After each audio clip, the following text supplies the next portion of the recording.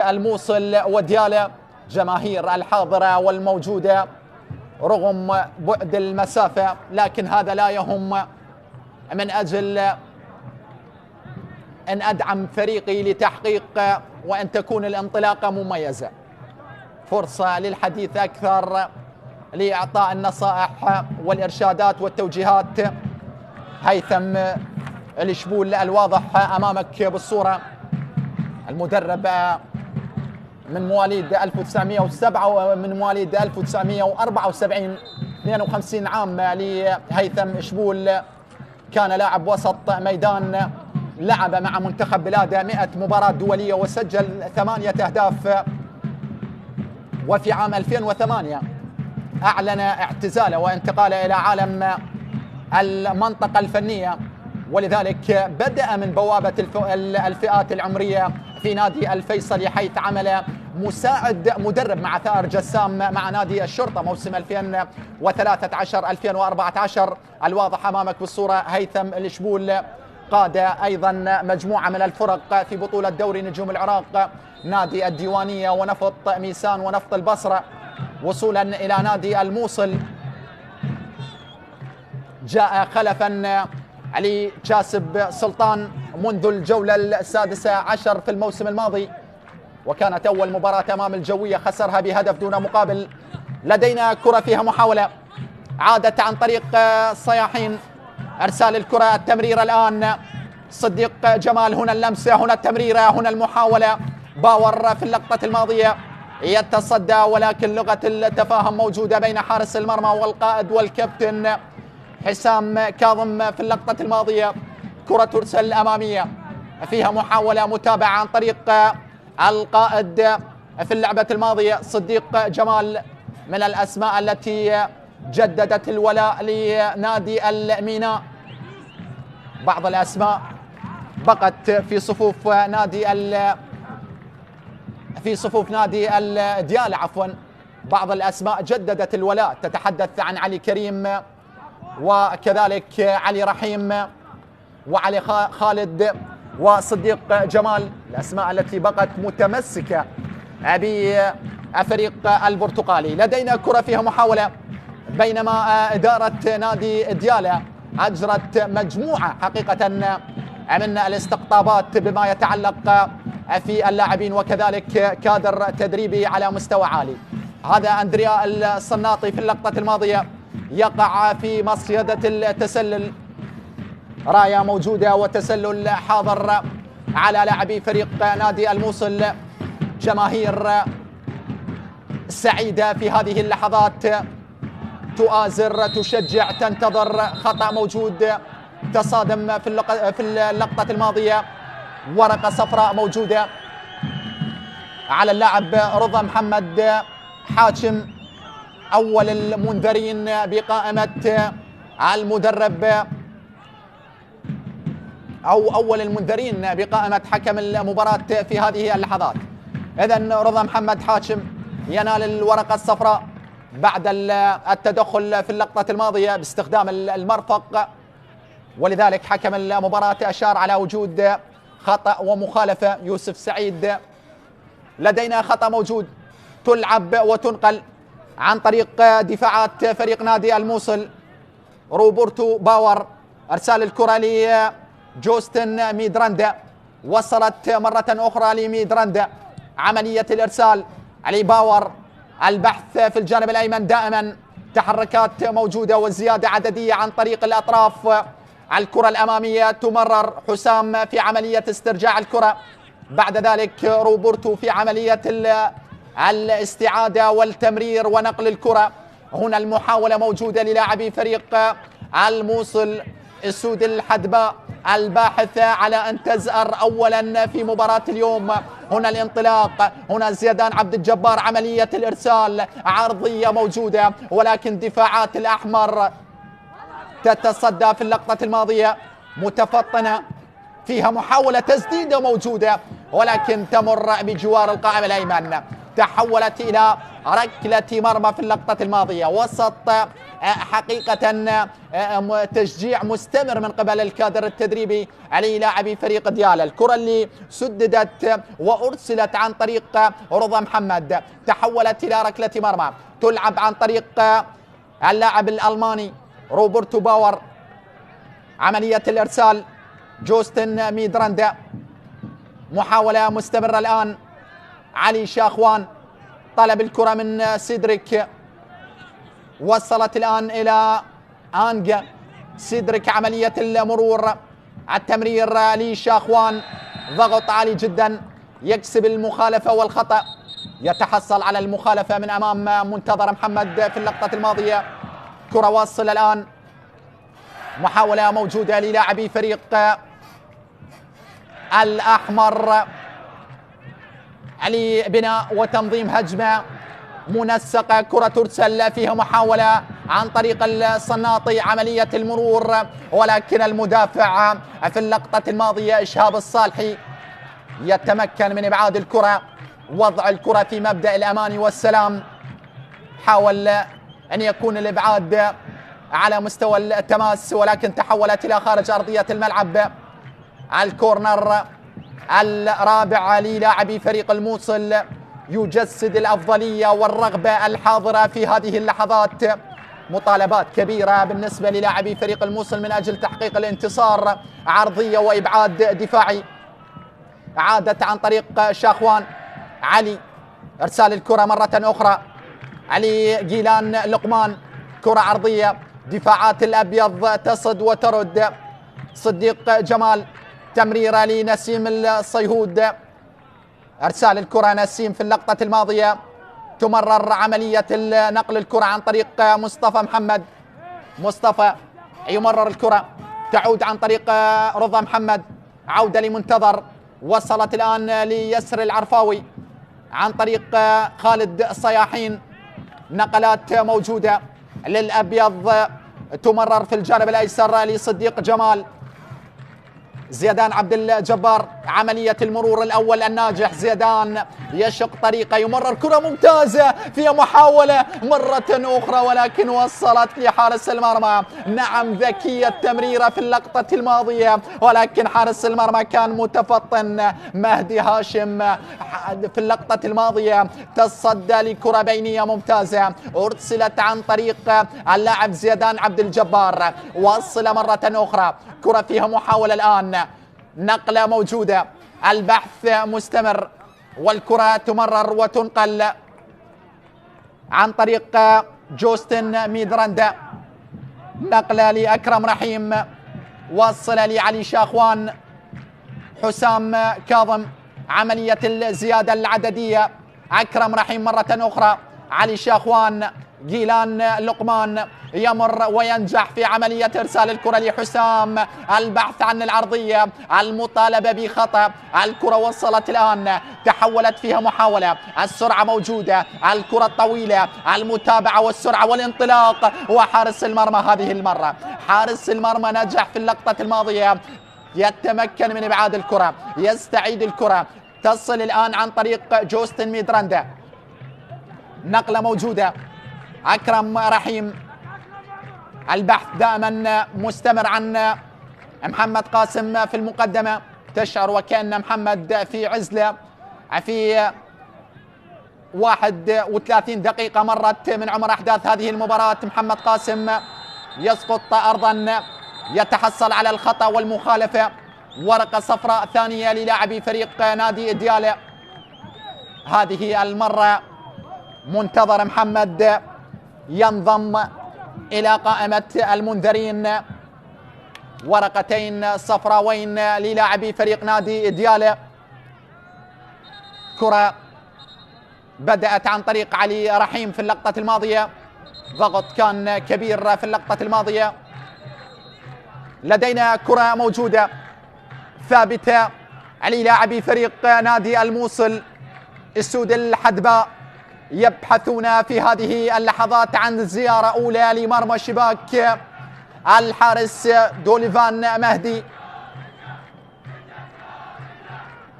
جماهير تتفائل وتنتظر من خلال هذه الكرة الثابتة أن تشاهد أول الأهداف. علي شاخوان ربما ترسل باحثة عن الرؤوس، حسام وعلي تترك لحسام، ترسل عرضية متابعة فيها محاولة ولكن وصلت إلى خارج أرضية الملعب، وصلت إلى ركلة مرمى في اللقطة الماضية، تحولت إلى ركلة ركنية. نعم ركلة ركنية الآن للاعبي فريق الموصل. الموصل يضغط، يبحث عن ولادة أول الأهداف، يتطلع من أجل زيارة أولى عرضية ولكن سهلة بأحضان الحارس، سهلة بأحضان الحارس في اللقطة الماضية. وصلت للاعبي فريق نادي ديالى، أول مشاركات نادي ديالى في بطولة مسابقة دوري نجوم العراق تعود إلى انطلاقة الدوري الحقيقية في النسخة الأولى موسم 74-75. تعتبر المشاركة الأولى. كرة وصلت عن طريق جيلان لقمان يحاول فيها، يسقط أرضا. تلك المشاركة بعدها هبط للدور الممتاز. كان أول الفرق المشاركة في بطولة مسابقة الدوري عندما انطلق في موسم 74-75. لدينا كرة من هناك تحولت إلى الخطأ،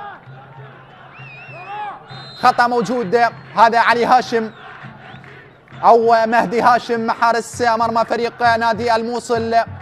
خطأ يلعب وينقل عن طريق جوستن ميدراندا، وصلت إلى روبرتو باور. عملية الإرسال والتمرير، كرة فيها محاولة على الانطلاق موجود عن طريق سيمون أمين. عادت في الجانب الأيمن، الصناطي يستعيد الكرة لباور. علي جوستن تمرر عن طريق علي شاخوان. سيطرة في هذه اللحظات للاعبي فريق نادي الموصل، الباحث عن بناء الأنظمة الهجومية والمتطلع من أجل الحصول على الفراغات والمساحات، بحثا عن أول الأهداف، بحثا عن وضع الكرة في الشباك. هنا الكرة، هنا التمريرة، هنا المحاولة، هنا التقدم إلى الأمام. الكرة تمرر بهذه الصورة ولكن تحولت وقطعت من أمام محمد قاسم، يستعيدها مرة أخرى بشكل سريع. الموصل يهاجم عن طريق الأطراف، ديالى متراجع بكامل العدة والعدد. البحث يستمر الآن. شاخوان، علي يمرر، الكرة وصلت الآن. جيلان، عرضية موجودة، الرأسية. الله الله الله الله الله الله. الصناطي يضع الكرة في الشباك، يسجل أول الأهداف، يعطي السعادة وينشر الأفراح من على المدرجات. جماهير اسود الحدباء سعيدة في هذه اللحظات بكرة نقلت، وصلت عن طريق الصناطي، يعلن الأفراح ويطلق الأفراح في هذه اللحظات. 1-0 في بداية مثالية جميلة جدا بالنسبة للاعبي فريق الأحمر. وصلت بهذه الصورة بهذه الطريقة الرائعة جدا. يا ولد يا ولد يا ولد يا ولد يا ولد، يا لبرودة أعصابك بهذه الطريقة وبهذه الجودة العالية جدا. الصناطي يضع الموصل في المقدمة، يسجل أول الأهداف، يتقدم الأحمر 1-0. هدف أول يغير الواقع، يغير مجريات هذه المباراة، يعطي هذا المدرب الأفضلية والفرحة المؤقتة بانتظار عودة الأبيض، بانتظار قراءة المدرب قيس اليعقوبي من أجل أن يعود نادي ديالى إلى مجريات هذه المباراة. يلا يا ديالى نبحث عن التعديل الآن. الكرة وصلت، فيها محاولة موجودة، ضغط في اللقطة الماضية، صافرة وخطأ ومخالفة للاعبي فريق الأحمر. أفضلية يجسدها لاعبي فريق نادي الموصل بأول الأهداف. سيمون أمين يحتج في اللقطة الماضية. يوسف سعيد يهدئ الخواطر، يحاول أن يشرح الحالة أكثر. كرة واصلة عن طريق سيمون، تمريرة لأنجا يحاول فيها عملية المرور. يرتكب الخطأ والمخالفة في اللقطة الماضية. قد يكون هناك دعس على مستوى القدم ولذلك اللعب يتوقف، وخطأ وورقة صفراء. نعم، ورقة صفراء موجودة على المدافع سيدريك آنجا في اللقطة الماضية. 1-0 يغير الواقع، يبدل حقيقة مجريات هذه المباراة. الأحمر لديه الأفضلية، ديالا سيبحث عن العودة وكيف ستكون العودة لمجريات هذه المباراة. لدينا كرة موجودة، الكرات الثابتة سترسل عن طريق علي رحيم، فيها محاولة ولكن بعد ذلك حارس المرمى بقبضة اليد. وصلت مرتدة سريعة، عملية الانطلاق يتأخر ويتباطأ، الكرة تمرر الآن، السرعات موجودة، كرة هدف ثاني قد يكون هنا. التمريرة، هذا جول. الله الله الله الله الله الله الله الله، هدف ثاني يسجل.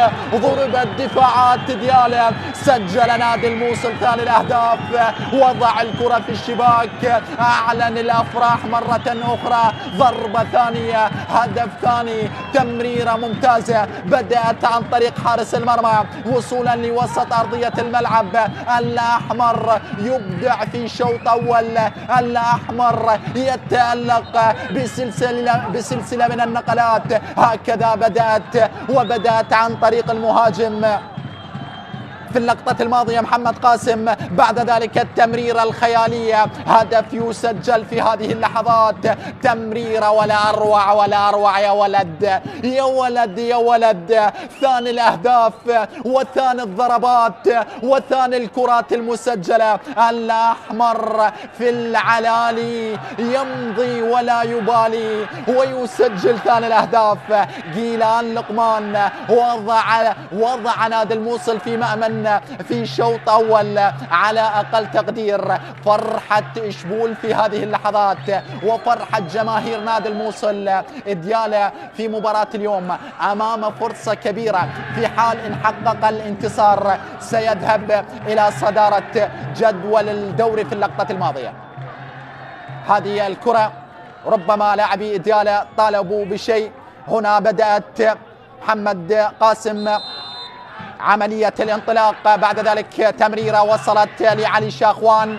علي ارسال الكرة بهذه الصورة على طبق من ذهب، يا ولد علي، يا للرؤية في عملية التمرير. هذا لقمان صاحب الهدف الثاني، إذا الهدف يعتمد والموصل يتقدم بهدفين دون مقابل. الكرة عادت مرة أخرى، تمريرة موجودة، هنا النقلة، هنا تمرير الكرة طويلة في الأمام. مباراة لا تحتمل المعلومات، مباراة فيها سرعة كبيرة، فيها رغبة كبيرة، فيها جنون، فيها إرادة بالنسبة للفريقين. ديالا يبحث عن تذليل الفارق، يتطلع للعودة لنتيجة المباراة، ولكن الموصل أصر على أن يضاعف غلة التسجيل. الموصل أصر على أن يواصل الزئير، أن يواصل التربع على السكور في مباراة اليوم. هنا الكرة 41 دقيقة مضت وانقضت من شوط المباراة الأول، ولا زلنا دائما وأبدا نبحث عن عودة نادي ديالا إلى نتيجة هذه المباراة. الكرة فيها محاولة الانطلاق، عملية التمرير، الكرة واصلة الآن، عودة زيدان عبد الجبار، قطع الكرة تعود مرة أخرى، الخذوهات، تمريرة لصديق جمال. سيدريك يستعيد الكرة، يحاول فيها، يحتفظ ويستعيدها إلى آنجا. لا زالت موجودة بأقدام دفاعات نادي الموصل. أفراح مستمرة، نغم يعزف من على المدرجات هنا في ملعب فرانسو حريري. نادي الموصل ضمن إطار الجولة الثانية على موسم 26-27 من دوري نجوم العراق لكرة القدم. كرة فيها محاولة، متابعة موجودة، تمريرة حاضرة، وصلت الآن ونقلت إلى الأمام. قطع فكري ممتاز، ضغط عالي جدا، بريسنج عالي على حامل الكرة، وهذا حقيقة من الأشياء التي أعطت الموصل الأفضلية من خلال الضغط الكبير. لدينا كرة موجودة عرضية حاضرة متابعة، من يتابع في اللقطة الماضية، ولكن في اللقطة الماضية وصلت لحارس المرمى، وصلت إلى حارس المرمى باليد. إرسال الكرة عن طريق سيدريك، قطع الكرة موجودة عن طريق صياحين، إرسال الكرة الأمامية داخل المنطقة. دفاعات الأحمر تنظف أول بأول إبعاد الكرة، تمشيط المنطقة، عملية التمرير، بناء اللعب من الخلف، انتظار الزيادة العددية وصولا إلى وسط أرضية الملعب والبحث عن الأجناب بانتظار تحركات المهاجم محمد قاسم. هنا كرة، هنا تمريرة مرة أخرى، ضغط عالي جدا في اللقطة الماضية. الكرة فيها محاولة الآن تعود للاعبي فريق ديالا، البحث مستمر. علي رحيم ممتاز، يغير بنجاح من اليسار إلى اليمين. مصطفى محمد، عملية الالتحاق بالكرة، تمريرة لم يفهمها ربما الزميل رضا محمد حاشم، وصلت سهلة بأحضان حارس المرمى. مهدي هاشم يحاول أن يعطي زملائه مزيد من الثقة، مزيد من التقاط الأنفاس والتقدم أكثر إلى الأمام في عملية استهلاك بعض الثواني. كرة طويلة إلى الأمام، دفاعات ديالا دائما ما تتعرض إلى الهجمات والغارات المستمرة من قبل لاعبي فريق نادي الموصل. عملية الإرسال عرضية متابعة، ولكن المدافع نجح. عادت مرة أخرى علي رحيم يفتك الكرة وينتزعها دون أن يرتكب المخالفة. مرة أخرى على المرتدة السريعة، على الانطلاق موجود، عملية الإرسال، ولكن لا زالت بأقدام لاعبي فريق نادي ديالا. العودة عن طريق خالد صياحين، يبحث خالد، ارسال الكرة لزيدان عبد الجبار، يحاول زيدان امامه، ضغط عالي جدا.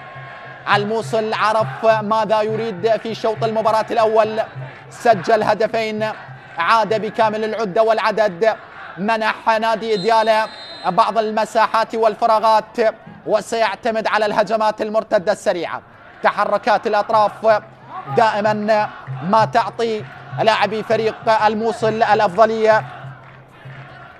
لدينا كرة من هناك فيها خطأ وفيها مخالفة في اللقطة الماضية. شوط أول جميل بالنسبة للفريقين، خصوصا وأن نادي الموصل قدم شوط رجولي، استطاع أن يسجل هدفين، يكسب الشوط الأول ويفكر في شوط المدربين. لدينا كرة ثابتة وضربة حرة مباشرة، 3 دقائق من الوقت المضاف، سنلعب حتى الدقيقة 48 وديالا يحاول ويبحث على أن يذلل الفارق. لو سجل ديالا في هذا الوقت حتما سيعود في شوط المدربين. جدار صد يتكون من سيدريك وبعض الزملاء. الكرة الثابتة الآن ترسل قوية، ولكنها ترتطم بجدار الصد، عادت بمتابعة ولكنها سهلة بأحضان حارس المرمى. حارس المرمى كلمة الفصل في اللقطة الماضية. مهدي هاشم يلتقط الكرة وبعد ذلك يستعيد أو يرسل كرة طويلة في الأمام، وصلت سهلة بأحضان دوليفان مهدي. تمريرة موجودة، الأبيض دائما ما يبحث صعوبات جمة يجدها في عملية البناء والتنظيم والتنسيق والتقدم أكثر إلى الأمام. انتشار ممتاز وتوظيف عالي جدا بالنسبة للاعبي فريق نادي الموصل. يتفوق هيثم الشبول في شوط المباراة الأول. ماذا عن شوط المباراة الثاني؟ لدينا كرة تمرر بهذه الصورة، يقظة دفاعية موجودة، والكرة الأمامية والمحاولة ولكنها أقرب لحارس المرمى. نعم أقرب لحارس المرمى مهدي هاشم. يبدأ البناء الهجومي عن طريق روبرتو باور. تمريرة واصلة، نقلة موجودة، محاولة مستمرة، تحركات أكرم رحيم، عملية التمرير بالكعب والموصل كعب عالي في شوط المباراة الأول. هنا الكرة وصلت عن طريق علي شاخوان صاحب تمريرة حريرية اللي من خلالها ربما أعطى الأفضلية الكبيرة لزملائه. هنا الكرة، هنا العرضية، هنا المتابعة، هنا الاستلام. هذا جوله مرت، ولكن الصافرة في اللقطة الماضية كاد أن يضاعف غلة التسجيل وكاد أن يضيف ثالث الأهداف، وربما يصعب من مأمورية نادي إديالة في العودة على نتيجة هذه المباراة. لدينا خطأ يلعب الدقيقة الأخيرة من الوقت المضاف. أيها الأحبة، لازلنا دائما وأبدا ومعها مشاهدينا متابعينا شوط أول ينتهي وينقضي عبر صافرة الحكم الدولي يوسف سعيد يعلن نهاية الحصة الأولى. أيها الأحبة، شوط أول كان ممتعا، ننتظر أن نشاهد شوط ثاني أكثر متعة. أما الآن العودة بالصورة والصوت للزميلة فاطمة قاسم وضيفيها العزيزين في الاستوديو التحليلي الكابتن سعد عبد الحميد والكابتن علي أوهيب. أتمنى أن تتفضلوا بالبقاء معنا، لنا عودة مع حضراتكم في أحداث شوط المباراة الثاني.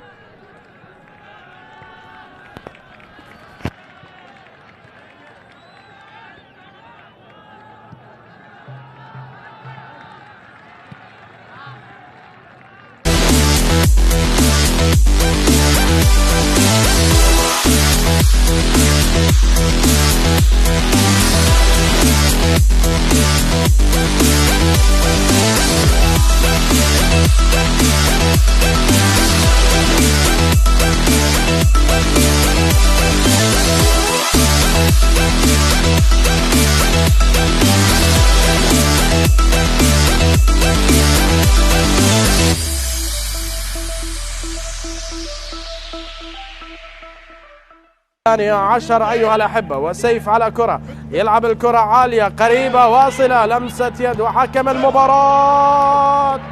هدف الافتتاح عند البرازيلي دو سانتوس لم يأتي بالأولى ومباشرة أتى بالثانية، يسجل في هذه اللحظات الهدف الأول لفريق النفط. هنا كرة وصلت الرأسية الأولى، هنالك لمسة يد لكن مررت والبرازيل.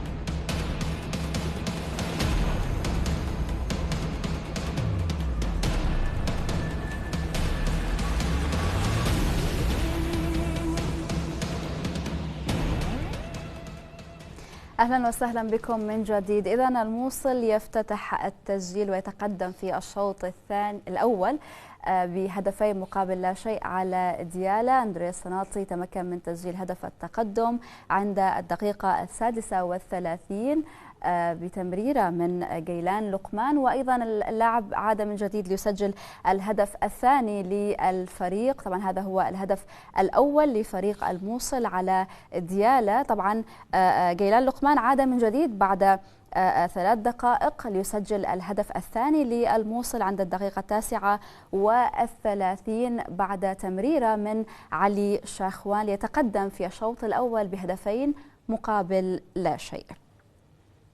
طبعا نعود بالتأكيد الحديث أكثر فنيا حول مجريات الشوط الأول مع محللي قنوات العراقية الرياضية. بالتأكيد صفقات الموصل الجديدة لم تحتاج إلى وقت طويل لكي تثبت نفسها وتصنع بصمتها. هي ظهرت في الشوط الأول عن طريق تسجيل هدفين. نعم، شوفي الأفضلية أعتقد يمكن مثل ما توقعنا الشوط الأول للموصل، يعني استغل بعض الاخطاء اللي وقع بها نادي دياله، خاصه نتكلم على الخط الخلفي. كان عدم شلون يقول الدفاع بشكل افضل، التغطيه، المراقبه للاعبين. احنا تكلمنا على جيلان، تكلمنا على ايضا الصناطي، تكلمنا على محمد قاسم وعلى شخوان. لاعبين خاصه اذا ما استثنينا محمد قاسم، تكلم على شخوان وجيلان وصناطي، لاعبين دائما القصار القامه اصحاب المهاره. واليوم اصحاب المهاره اللي هم قدروا يسجل ويصنع. يعني بدت بدايه شاهدنا يمكن تفوق المصري بالدقائق الاولى، وصولهم للمرمى عده مرات. دياله دفاعا بدايه الشوط كان افضل، لكن بعد بمرور الوقت بقى يعني يفتح المساحات امام فريق الموصل. يعني شاهد الان هاي الهدف اللي اعتقد شوف واقفين هاي الوقفه صح. الكره راحت وين؟ للقمان جيلان، هنا خل توقف. يعني شوف خلته يرجعناها شويه. التغطيه والمراقبه للاعبين. شوف اليوم راحت لجيلان. الضغط محمد لازم ما يضغط عليه، يروح يسوي ضغط على هذا اللاعب، ما اعطي رجع الكره الى علي شخوان، رجعت فرغ له منطقه، رجعت يعني لعب هنا. خلت بس توقف لها شويه. شوف لا خل تمشي مشيها هنا، وقفها. يعني انت المدافعين، يعني نتكلم على يوسف العرفاوي، نتكلم على شاب الصالحي، نتكلم على الظهير يسار صديق. هذا اللاعب صناطي خصمك، انت وين من هذا اللاعب؟ نعم. لازم يكون هناك الذهنيه مالتك جاهزه، وتعرف انه الكره عرضيه. دائما الكرات العرضيه في دورينا صعبه على المدافعين. شاهدنا يمكن الجولات الاولى اغلب الكرات والاهداف صارت من الكرات الجانبيه. يعني حتى الحارس في هذا كنا نتكلم عن كابتن علي اخطا في عمليه التمركز، خليه يمشيها. حتى الزياده العدديه، يعني دياله المفترض تكون، يعني لازم تكون دياله على الاقل 5 إلى 6 لاعب موجودين، 5 لاعبين داخل، لكن ما حد. شوفي هذا متروك صناطي واللاعبين المدافعين هاي الحاله. يعني حتى اذا راح ذاك اللاعب اللي خلف العرفاوي كان يقدر يسجل. يعني وين المراقبه مالتهم؟ رجعوا كرروا نفس الخطا بالهدف الثاني. نعم. الهدف الثاني دقيقه 38 جيلان ايضا. شوف اللاعب سيمون، كره راحت عرضيه، اوقف هنا، وقفها. يعني احنا اول ما شاهدناها قلنا هذا هدف. لا مبين الكره توقف. القلب الدفاع مستقبل هذا الامام. نعم. هذا لاعب خطر، لاعب 19. نعم. محمد وين ظهير يمين، وين داخل؟ هذا اللاعب من ياخذه جيلان. لازم قلب الدفاع يكون بكان مصطفى محمد، ومصطفى محمد يكون يم ذاك اللاعب على مود هاي المنطقه يغطيها يقدر. نعم. يعني خلي مشي الحاله بكل هدوء، بتكنيك عالي، تسديد، هدف. يعني الاخطاء اللي وقعوا بها مشكله. صحيح. تعرف انت تلعب امام فريق لاعبين جيدين، خاصه بالارتداد المعاكس بتصير هجمه لهم. يعني انت ما خليهم يلعبون براحتهم، انت عليك ان تدافع بشكل افضل. يعني تكلمنا انه الفراغات موجوده حتى بين اللاعبين الوسط وبين الدفاع. صحيح. دياله اكو فراغات بين اللاعبين يقدرون يستلمون بها لاعبين الموصل، وهذا ما عملوا عليه. شوط اول كان نموذجي بالنسبه للموصل. مع ذلك انه احنا ما نقول اليوم ما اعطى مستوى جيد دياله، عنده بعض الحالات كانت جيده. اعتقد بالدقيقه 19 تسديده منتظر، وبالدقيقه 20 كره خلف الدفاع كان باور مع الحارس، عدم تفاهم. والدقيقه 31 كره ايضا خلف الدفاع، ايضا كانت تكون خطره. الحارس مع الدفاع يجب ان يكون هناك تفاهم، لان دائما الكرات يدري كابتن علي الكرات اللي دائما تكون بالعمق على الدفاع تكون هاي واحده من الحالات اللي الشوط الاول دياله تسديده يمكن ارتطمت بقدم اللاعب وراحت يعني كانت تكون هدف لو مرتطمه بقدم اللاعب كانت تكون هدف. ومع ذلك احنا تمنينا انه يكون افضل فعاليه الفريق دياله خاصه في خط الوسط، لان منطقه العمليات تكون جدا مهمه، عمليه بناء اللعب وتمرير للجوانب. الهدفين اللي اصلا شوف التحضير الهجمه، الكره في وسط الملعب وراحت للجانب واستغلوا الفرصه وعدم التموضع الشكل الافضل للدفاع سجلوا بهدفين. طيب ضعف الدفاع اليوم، دفاع نادي ديالا الى اي سبب؟ يعني غياب التركيز الذهني، هل هناك اسباب اخرى اثرت على دفاع ديالا في في هذا الشوط؟ بالتاكيد خلينا نختصر الموضوع بشكل عام، انه عامل الانسجام لم يكن حاضرا. ليش قلت لك انه 9 لاعبين جدد في تشكيله نادي ديالا؟ هذا امر مو هين، انت على المدرب عليه ان ياخذ وقت اطول، وحدات تدريبيه اكثر، حتى يكون هناك عامل انسجام باستطاعته ان يؤدي الغرض، خصوصا بالخط الخلفي. انت الخط الخلفي الان يبتعد عنه 4 مدافعين كانوا في الموسم الماضي من اصلب المدافعين في الدوري العراقي، صعب جدا نسجل على ديالا، مو هدف، نص هدف. لذلك اليوم انا بدقيقتين اسجل هدفين على نادي ديالا، بالتاكيد اكون هناك خلل. نعم. المهمة الأولى للمدرب كرة القدم عندما يأتي للفريق هو تصحيح العامل الدفاعي، تكون سهلة عنده بشكل جيد. ليش؟ لأن الحالة الدفاعية تكون أخف وطأة أو صحيح. أقل يسموها أقل جهدا، أوقفهم بالشكل اللائق، حركات بسيطة. الحالة الهجومية بحاجة إلى كثير من اللي يسموها التكتيكات اللي من خلالها أقدر أنفذ من الفراغات، المهارة الفردية، السرعة. لذلك اعتمد ديالا على الكرات الطويلة اللي يمكن أثرت بشكل كبير بالدقائق الأولى على فريق نادي الموصل، لو استغل منها منتظر صيهود كان باستطاعته أن يتقدم ديالا، لكن هذا هو حالهم. أقول إنه اللمسة الواحدة كان لها اليوم صدى واسع، مثلا لمسة الصناطي بهدف ولا أروع من جيلان، حقيقة مميزة.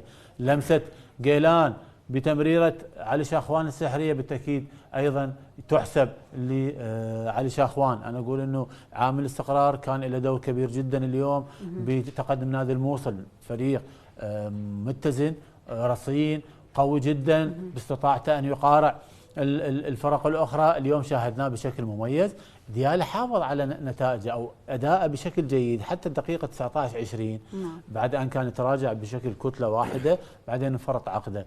الملازمة الفردية للخط الخلفي، طبعا المشكلة كلها بالخط الخلفي واللاعبي الوسط اللي صحيح. المفترض يعوضون عملية النقصان العددي للاعبي قلوب الدفاع. يعني انت بحالتين ما شفنا قلوب الدفاع اثنينهم بنفس المكان، لذلك انا اشوف انه اليوم الخط الخلفي هو من يتحمل هدفي نادي الموصل، اخطاء واضحه بالتمركز، بالحاله الفرديه، بالملازمه الفرديه فعلا. حتى بتمركز دلوفان كان باستطاعته انه شوف هذه الحاله اللي يعتمد عليه نادي ديالا، السرعه اللي عند لاعبي صيهود، يمكن هو عنده سالم احمد الشوط الثاني ممكن يزج بيه، حتى محمد خضير ممكن يزج بيه، ايضا الموصل عنده الدالي، عنده كثير من اللاعبين، سامر. لذلك شوف الحاله هذه، شوف هذه الحاله الاولى فعلا. يعني الملازمه الفرديه غائبه، التمركز، فقدان التركيز، يعني نفس الجهه تقريبا. يعني شوف الخبره وين تراد؟ الخبره تراد بالمواقف الصعبه. يعني كان باستطاعه دولوفان انه ياخذ خطوه من ثم يبعد الكره بايده الاقرب حتى تكون اطول مسافه، لكن هو اختار انه يقفز من مكانه. للاسف الشديد انا اشوف انه يعني هذه ايضا فرصه كانت كلها فرص، لكن لو سجل ديالا في هذه الفرص يعني الدقيقه 19 كان ممكن تتغير. ممكن تتغير. ليش؟ الموصل مو فريق هين، وديالا فريق يعتمد على التحولات، فريق يعتمد على الكرات السريعه، الكرات الطويله، عنده لاعبين مميزين. الكرات الثابته ايضا كان في الموسم الماضي يعتمد عليها بشكل كبير جدا، لكن التغييرات الكثيره بالخطوط بالتاكيد لها اثر كبير. يوم 9 لاعبين جدد صعب جدا اشوف انه ديالا راح يستمر حتى المرحله القادمه انه يكون جيد بالمباريات الخمس الاولى. نعم، طيب اذا ما تكلمنا على ديالا وخيارات ديالا الهجوميه، وايضا اذا ما تكلمنا على خط الوسط، هذا الجزء الذي يساهم دائما في تسجيل الاهداف وفي المسانده ان كانت الدفاعيه او الهجوميه، كيف سيعالج ديالا هذا الامر، خاصه انه شاهدنا فراغات كثيره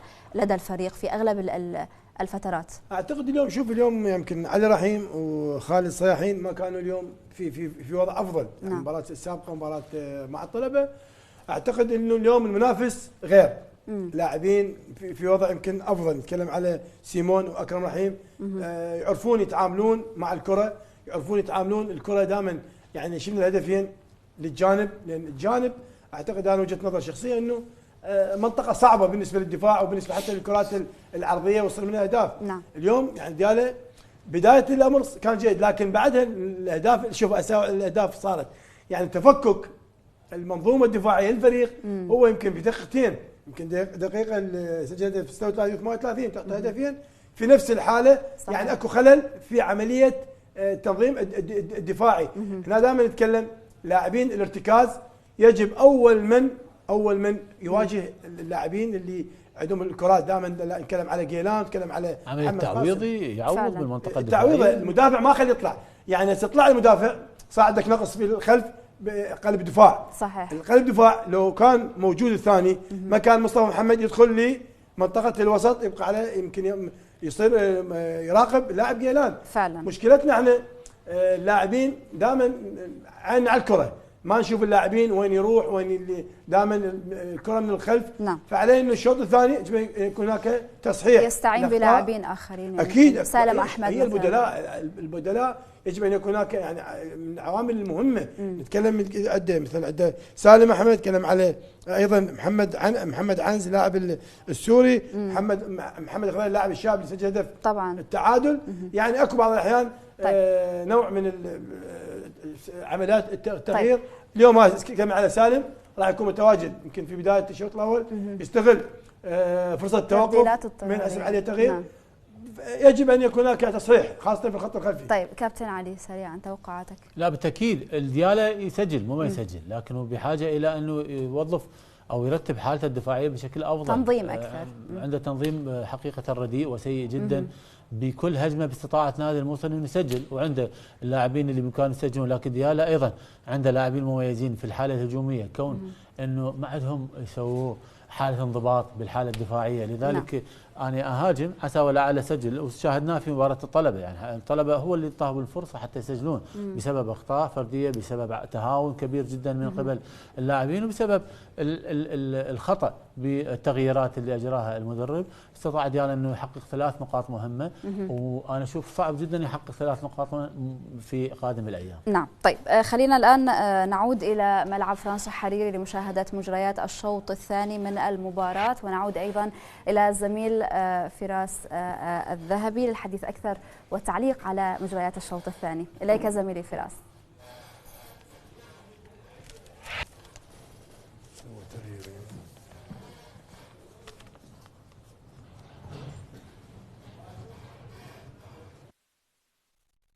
للزميلة فاطمة قاسم وضيفيك العزيزين الكابتن سعد عبد الحميد والكابتن علي وهيب. مرة أخرى أيها الأحبة، شوط المباراة الثاني 15 دقيقة من التعليمات والإرشادات والنصائح والتوجيهات تنتهي وتنقضي، ليعود مرة أخرى المحاربين لأرضية الملعب من أجل الفصل الثاني والجزء الأكثر أهمية. 45 دقيقة أولى من عمر أحداث هذه المواجهة انتهت بالتمام والكمال بتفوق فريق الموصل بهدفين دون مقابل. ماذا عن شوط المباراة الثاني وكيف هو الحديث بالنسبة لمدرب فريق نادي ديالا السيد قيس اليعقوبي؟ شوط المدربين ينطلق الآن، الموصل متفوق في شوط المباراة الأول بهدفين دون مقابل بنفس الأسماء التي بدأت أحداث شوط المباراة الأول.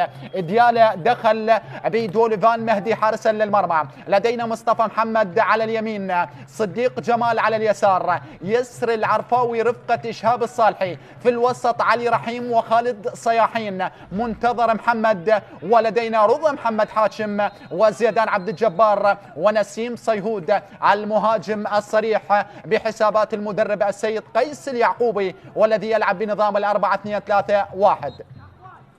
بينما في الجانب الآخر الموصل وحسابات المدرب السيد هيثم الشبول يلعب بمهدي هاشم حارسا للمرمى، روبرتو باور رفقة سيدريك آنج، جوستن ميدراندا، حسام كاظم، في الوسط أكرم رحيم، سيمون أمين. لدينا كرة فيها محاولة بعد ذلك إبعاد وتصدي دفاعي، ولدينا أندريا الصناطي وأيضا جيلان لقمان وعلي شاخوان ومحمد قاسم نصيف المهاجم الصريح.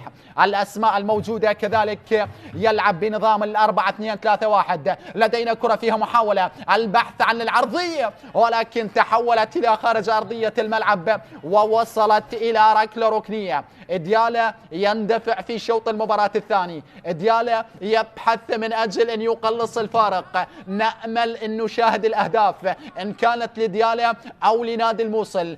الأهم أن يستمتع المشاهد الكريم لقنوات شبكة الإعلام العراقي. لدينا كرة عرضية، محاولة رأسية موجودة، متابعة واستماتة دفاعية في اللقطة الماضية. برافو للاعبي ديالا في هذه اللحظات.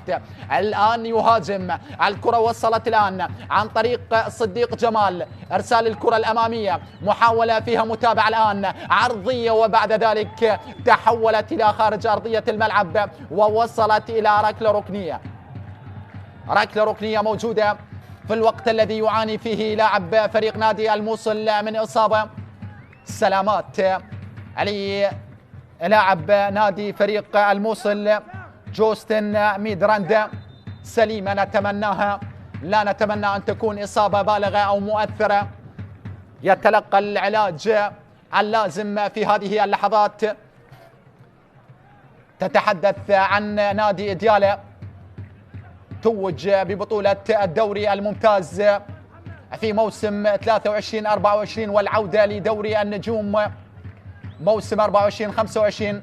حقق المركز 17 برصيد 41 نقطة، فاز في 10 مباريات وتعادل في 11 مباراة وخسر 17 مباراة. هذا بالنسبة لفريق ديالا في الموسم قبل الماضي. أما في الموسم الماضي حقق المركز 12 برصيد 48 نقطة، فاز في 13 مباراة وتعادل في 9 وخسر 16 مباراة، بقيادة المدرب التونسي يامن الزلفاني الذي ذهب لتدريب فريق نادي الغراف. نظرة لمجريات المباراة بالنسبة للمدرب هيثم الشبول صاحب ال 52 عام. إذن إصابة بالغة نتمناها أن تكون سليمة، مشافى معافى للاعب فريق نادي الموصل. قد يكون هناك تغيير اضطراري في هذه اللحظات. أول ظهور لنادي الموصل في بطولة دوري نجوم العراق كان في موسم 82-83، حيث المشاركة رقم 20 منذ انطلاق الدوري نجوم العراق موسم 75 أو موسم 74-75. الكرة تحولت إلى خارج أرضية الملعب ووصلت إلى ركلة مرمى. نعم، كان المشاركة الأولى لنادي الموصل في موسم 82-83. 20 موسم مع الموسم الحالي لنادي الموصل، تواجد في دوري نجوم العراق. وآخر ظهور لأسود الحدباء يعود لموسم 2009 عندما أعلن انسحابه بسبب الأزمة المالية، وعاد في موسم 2025 بعد غياب دام ل 16 عام. عرضية موجودة، الكرة وصلت الآن، بعد ذلك تحولت في وسط أرضية الملعب، تنقل في الأمام. ديالا أفضل في بداية شوط المباراة الثاني. تدخل في اللقطة الماضية وورقة صفراء، ورقة صفراء موجودة على المدافع يسري العرفاوي. هي غير مقصودة نعم، ولكن فيها لا مبالاة، ولذلك حكم المباراة يعتبر أن العقوبة ورقة صفراء. هي الورقة الصفراء الثالثة على لاعبي فريق ديالا، مع ورقة وحيدة للاعبي فريق نادي الموصل. لدينا تغيير في هذه اللحظات. الدفع الآن بمحمد معا بدلا من اللاعب جوستن ميدراندا. كرة تعود مرة أخرى، وصلت عن طريق محمد معا، لاعب الذي دافع عن ألوان نادي النفط لسنوات طويلة. كرة فيها محاولة مرة أخرى، عودة إلى الخلف، نقلة موجودة، محاولة البحث عن بناء الأنظمة الهجومية على خارج أرضية الملعب. نلعب في شوط المباراة الثاني ماذا عن عودة نادي ديالا؟ كيف ستكون العودة للبرتغالي؟ نأمل وننتظر المزيد من الأهداف. نريد أن نشاهد الشباك وهي تهتز. هذا لقمان لاعب اللي سجل الهدف الثاني أمام أنظارك، المدرب التونسي في اللقطة الماضية، مدرب فريق نادي ديالا، صاحب 60 عام ومن مواليد 1966. كان مهاجما لمنتخب تونس، لعب 16 مباراة، سجل هدفين، وأهم محطاته هي المشاركة في أولمبياد سيول. لدينا كرة فيها محاولة الآن، وصلت الآن وعادت، نقلت من هناك عن طريق سيدريك، عملية التمرير والانطلاق، بعد ذلك المدافع، هفوة دفاعية في اللقطة الماضية، عادت وصلت عن طريق الصناط في اللقطة الماضية، يمرر الكرة، هنا وصلت، هنا محاولة موجودة والانطلاق والسرعة، وبعد ذلك الكرة يتفادى خروج الكرة والخطأ موجود، والصافرة والكرة الثابتة للاعبي فريق الديالة في اللقطة الماضية. سليمة إن شاء الله للاعب سيدريك أو للاعب ميدراندا في اللقطة الماضية. كرة فيها محاولة الآن موجودة في هذه اللحظات، تنقل وتلعب، تمرر الآن، متابعة موجودة بهذا الانتصار. الموصل يصل إلى صدارة دوري نجوم العراق مؤقتا، متفوقا على نادي النفط والميناء بفارق الأهداف، على اعتبار أنه الميناء يملك 4 نقاط وكذلك النفط يملك 4 نقاط من تعادل وانتصار، بينما الآن الموصل يلتحق بركب المتصدرين، يتصدر مؤقتا بانتظار باقي النتائج. الكرة الأمامية ترسل طويلة في الأمام عن طريق مهدي هاشم، قطعت من دفاعات نادي ديالا، عادت للخطأ، وصلت الآن إلى المخالفة، مخالفة موجودة، توجيهات مستمرة عن طريق الأردني. هذا جيلان لقمان، وفي اللقطة الماضية التدخل كان موجود علي لاعب فريق نادي ديالا. كرة واصلة، يبدو وكأن ديالا أجرى تغيير فيما بين الشوطين، وأنا أشاهد اللاعب محمد عنز اللي يشارك في هذه اللحظات، وتسديدة قوية ولكن وصلت لحارس المرمى، وصلت في اللقطة الماضية. إذن محمد عنز يشارك ضمن الأسماء الموجودة. وصلت الآن، نقلت التمريرة عن طريق مصطفى محمد، يحاول فيها، تنقل وتصل الآن عن طريق علي رحيم، طويلة في الأمام في الجانب الأيسر، كرة فيها متابعة، البحث عن العرضية، عرضية استلام داخل البوكس، البحث مستمر والكرة لا زالت موجودة، العودة الآن، نقل الكرة، استلام، الله، في اللقطة الماضية الكرة لم تكتمل بعملية الإرسال، الاستقبال كان ممتاز، الترويض والتحضير، ولكن التنفيذ تأخر كثيرا في اللقطة الماضية. انظر كيف بدأت هذه تسديدة لاعب فريق نادي الموصل محمد قاسم المهاجم، اللي حاول من مسافة بعيدة ولكنها لم تؤذي حارس المرمى. على دفعتين تعامل مع الكرة، هنا يوسف سعيد والابتسامة الموجودة.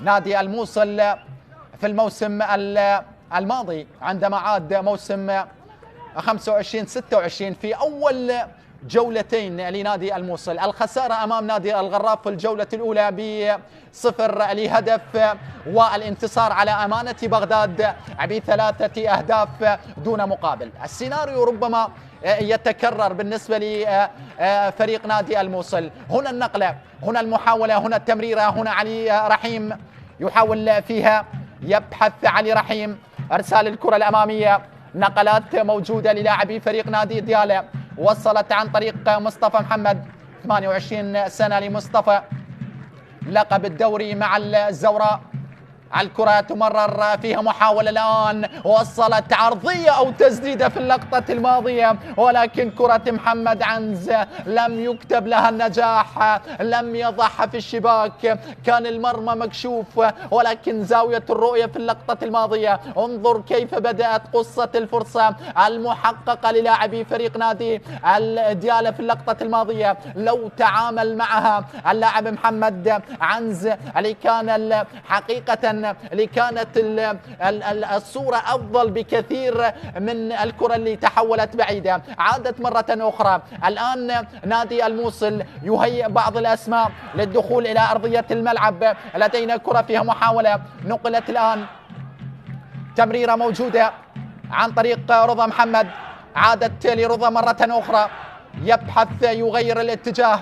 علي مصطفى محمد، نقلة وتمريرة عن طريق يسري العرفاوي، تمريرة الرد. علي رضا محمد ليسري، تنقل في الجانب الأيمن، عرضية متابعة. كذلك سالم أحمد شارك مطلع الشوط الأول أو الثاني عفوا، يعني بعض التغييرات ربما أجراها لاعبي فريق أو مدرب فريق نادي ديالى فيما بين الشوطين.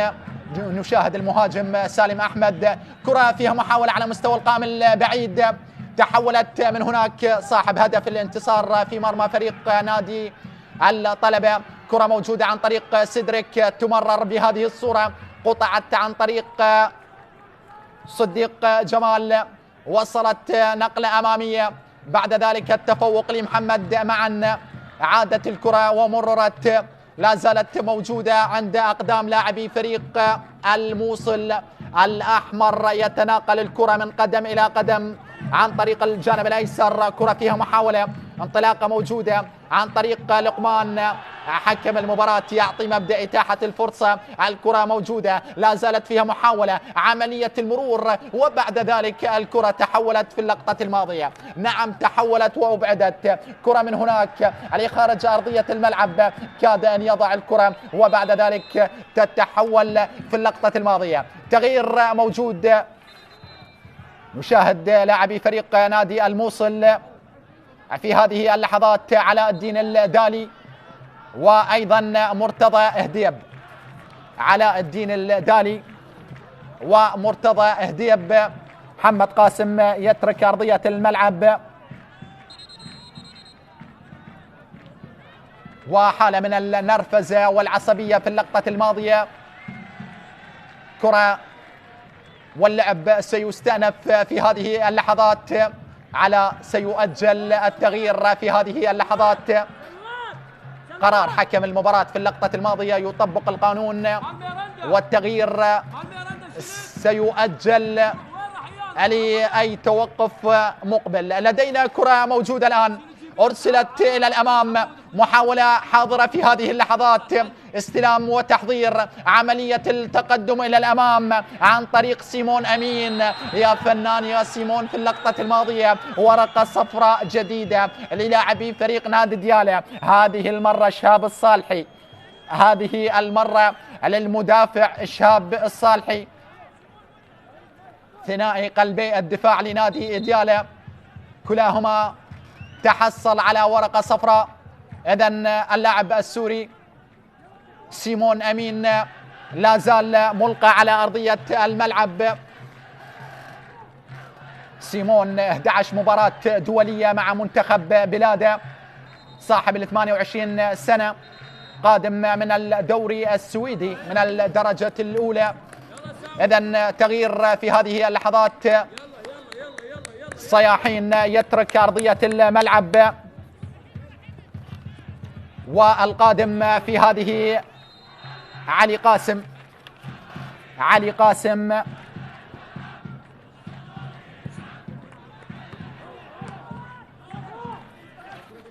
إذن إلى أرضية الملعب في هذه اللحظات.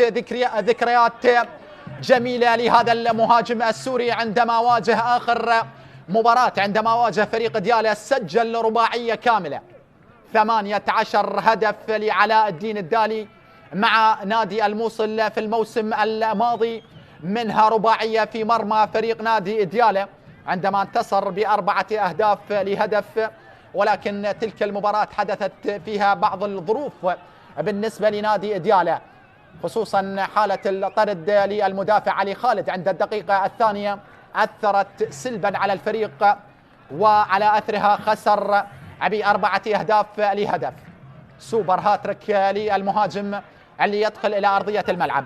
كرة واصلة الآن، عملية الإرسال ونقل الكرة موجودة عن طريق رضا محمد، تمرر وتنقل، وصلت الآن لجيلان لقمان المضي قدما إلى الأمام. جيلان تسديدة موجودة ولكن في المكان والزمان المناسبين لحارس المرمى، يلتقط الكرة، يبدأ الهجوم نادي ديالى عن طريق لاعب الوسط، نقلة موجودة لمحمد عنز، عودة إلى الخلف، كرات متبادلة، نقلة في الجهة اليمنى، هنا مصطفى محمد حيث يتواجه في الجانب الأيمن، الكرة فيها محاولة، يطلب الزميل، يضطر ليعود إلى الخلف، تمريرة موجودة عن طريق يسر العرفاوي، خاطئة قطعت، عادت ليسر مرة أخرى، تمرر باتجاه الزميل إشهاب الصالحي. لاعبين التوانسة في تشكيلة نادي فريق ديالى، كرة واصلة فيها محاولة، نقلة موجودة الآن لرضا محمد مرة أخرى، تمرر الآن عن طريق مصطفى، عرضية أرضية، إبعاد وتصدي من قبل اللاعب أكرم رحيم في اللقطة الماضية. ديالى الآن يتحكم بزمام المبادرة، دائما ما يبحث ولكن يحتاج إلى نهاية، يحتاج إلى دقة خصوصا في الثلث الأخير في عملية التمرير. الكرة موجودة الآن، وصلت الآن عن طريق على، عودة إلى الخلف، يبحث نادي الموصل عن الاعتلاء مرة أخرى بنتيجة هذه المباراة.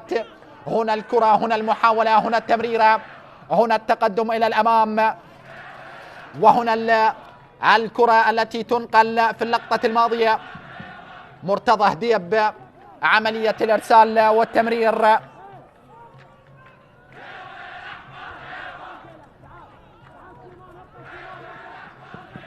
جماهير الموصل أكيد فرحة، مسرورة، سعيدة، منتشية بهذا التقدم، خصوصا وإن فريقها في هذه اللحظات يتصدر ولو لمؤقتا بانتظار باقي النتائج. ديالى بحاجة إلى عمل كبير في شوط المباراة الثاني من أجل مشاهدة المزيد من الأهداف والتفوق والوصول وتشكيل الخطورة على مرمى السود الحدباء. كرة تعود، البرتقالي يبحث الآن، لا زال يتطلع من أجل وضع الكرة في الشباك، التذليل أولا، نقلة موجودة رأسية حاضرة عن طريق المهاجم صاحب القامة الفارعة في اللقطة الماضية، حاول فيها سالم أحمد، والتشاور والتحاور موجود، عرضية بهذه الصورة عن طريق صديق جمال، وبعد ذلك الارتقاء والكرة ذهبت بعيدا، كرة وصلت لخارج أرضية الملعب. نادي ديالى كرة فيها محاولة، حكم المباراة أشار في الاستمرار، وعملية الانطلاق وصلت سهلة بأحضان حارس المرمى. دوليفان مهدي في اللقطة الماضية من أمام أقدام علاء الدين الدالي. كرة تعود مرة أخرى، محمد عنز، عملية التمرير، كرة فيها محاولة متابعة، علي قاسم، علي سالم أحمد، لم يفهمها سالم في اللقطة الماضية، تحولت الآن للديالى. البرتقالي يبحث، لا زال عاجز عن إيجاد الحل، عن إيجاد تجاوز الحاجز الجداري لدفاعات نادي الموصل.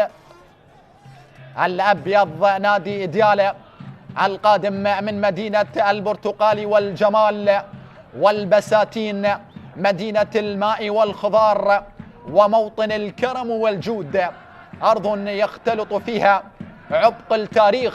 وكرة لا زالت موجودة، والمحاولة والعرضية، ولكن بعد ذلك تحولت وعادت مرة أخرى. الفريق الذي تأسس في عام 1957 لا زال يبحث.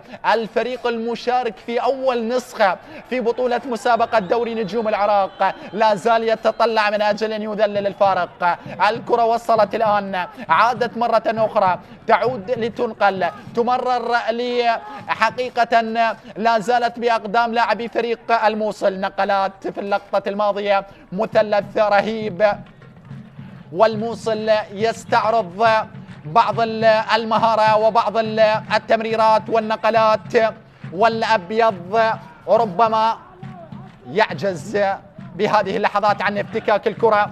كرة تدور بشكل ممتاز، تمريرة من هناك واصلة فيها محاولة لعلي شاخوان، عودة عن طريق سدريك، نقلت لأكرم، يحاول فيها في اللقطة الماضية أكرم رحيم عن طريق القائد والكابتن حسام كاظم. جيلان لقمان، سيمون يا ولد في عملية التمرير. الكرة وصلت للقمان، يبحث عن إرسال الكرة العرضية، عودة لسيمون، فنان سيمون في اللقطة الماضية. أكرم من هناك، رحيم عملية الإرسال، النقلة موجودة والعرضية، والكرة مؤمنة من قبل دفاعات نادي ديالى في اللقطة الماضية. عادت مرة أخرى، محاولة تستمر، الأحمر يسيطر طولا وعرضا، جملة وتفصيلا في هذه اللحظات. الكرة تفتك ويستعيدها الأبيض لاعبي فريق نادي ديالى. إرسال الكرة الطويلة موجودة عن طريق نسيم صيهود، يحاول فيها نسيم العودة إلى الخلف، نقلة باتجاه رضا محمد، البحث مستمر، هذا اللاعب المهاري، إرسال الكرة باتجاه سالم أحمد، ولكن سالم في اللقطة الماضية تحرك ربما عن المكان اللي كان مقصود في عملية التمرير، والكرة وصلت ولم تؤذي حارس المرمى. تحولت بأحضان الحارس مهدي هاشم، كرة واصلة عن طريق الدالي، يحاول فيها تهدئة اللعب، خفض الرتم، السيطرة أكثر، الحيازة أكبر، الحفاظ على الكرة، التدرج السليم، الأمان والاطمئنان في عملية التمرير. دائما ما يتدرج الأحمر. محمد معا، إرسال الكرة طولية في الأمام، كرة لخارج أرضية الملعب. تحولت في اللقطة الماضية، ولدينا تغيير في صفوف نادي ديالى في هذه اللحظات. محمد خضير صاحب هدف في مباراة الطلبة، صاحب هدف التعادل على حساب علي رحيم.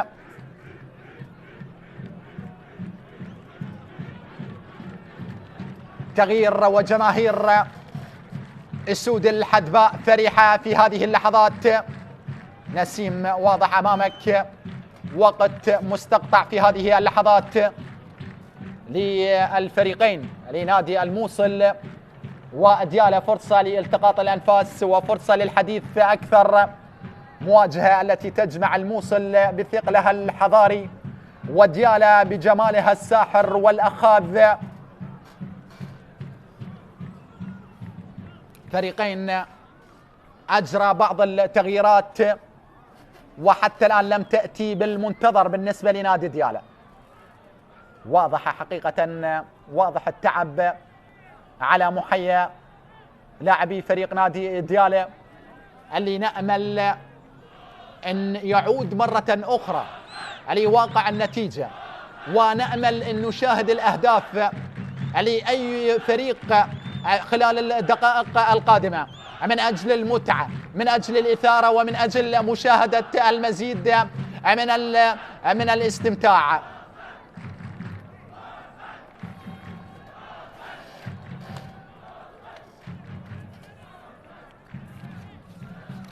تتحدث عن تاريخ الفريقين بالنسبة للاعبين الذين دافعوا عن ألوان ديالى في السنوات الطويلة الماضية. تتحدث عن نزار عبد الهادي، واحد من الأسماء البارزة والمميزة عبر تاريخ البرتقالي، ومصطفى عبد علي، مثنى حميد، محمد ميثم، صفاء عبد الحكيم، علي فالح، جعفر حسين مشاي، سمير دوش، محمد خليل، أحمد حسن الصاحب، سيد ضياء عزيز، مهند ناصر، رعد كامل، وسام جليل، ومهند ردام.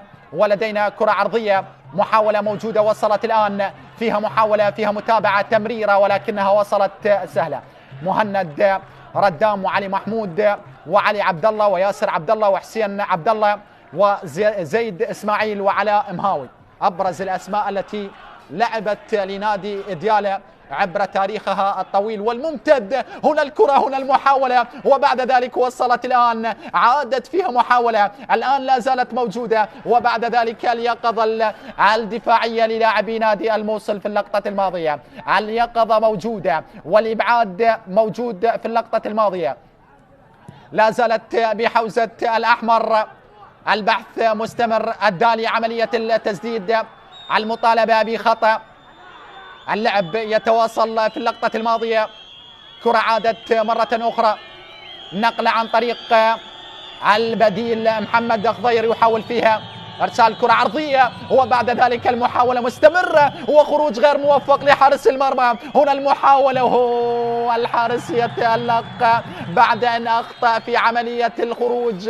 الان التغيير في صفوف نادي الموصل، لدينا تغيير حاضر في هذه اللحظات. سيمون امين يترك ارضية الملعب وايضا لقمان.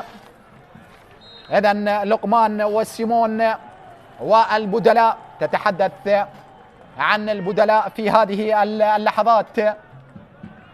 لدينا يوسف إسامة وكذلك كريستيان اليامان. إذن يوسف إسامة بدلا من اللاعب سيمون.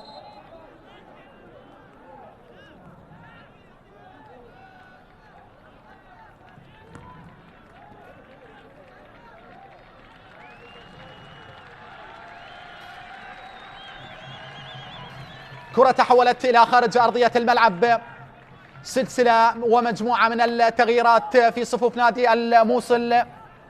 كرة موجودة عن طريق الجانب الأيمن، نقلة واصلة، الكرة فيها محاولة عرضية على مستوى نقطة الجزاء، تألق موجود لدفاعات الأحمر، عادت مرة أخرى، الانطلاقة موجودة، وصلت لكريستيان صاحب الهدف في مرمى فريق القرمة في الجولة الأولى. مرة أخرى اليمان يحاول فيها كريستيان، الكرة تمرر عن طريق علي شاخوان، عادت إلى الخلف، محمد معن، عملية التمرير، نقل الكرة، أو الآن وصلت لمحمد معن، الكرة فيها محاولة سحب واستدراج لاعبي فريق نادي ديالى من أماكنهم ومواقعهم الدفاعية.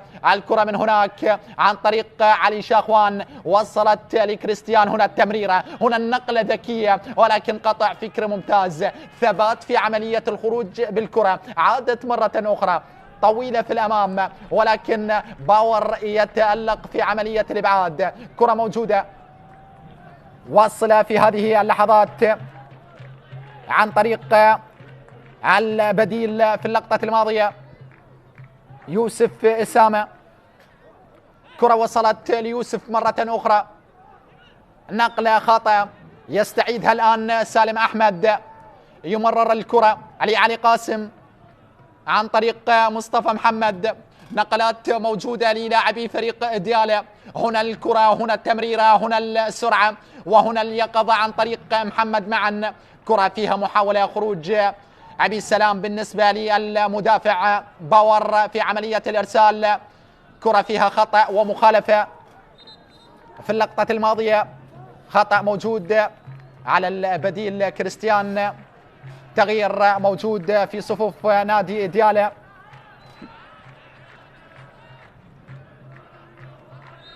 الزج بعلي كريم،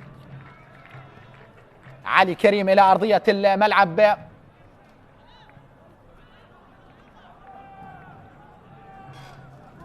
كرة عن طريق الجانب الأيمن، وصلت لعلي كريم، عودة لعلي قاسم، لا زالت موجودة، تمريرة ونقلة عن طريق محمد خضير، يحاول والبحث عن إرسال كرة عرضية. ديالا أفضل استلام وتمريرة ممتازة والتسديدة موجودة ولكنها تحولت إلى خارج أرضية الملعب. الكرة اللي مررت عن طريق رضا محمد حاشم، حاول أن يضع الكرة في الشباك ولكنها غيرت الاتجاه، تحولت إلى خارج أرضية الملعب. عادت الآن عن طريق محمد خضير، إرسال الكرة بعيدة، تحولت في اللقطة الماضية، وصلت إلى خارج أرضية الملعب.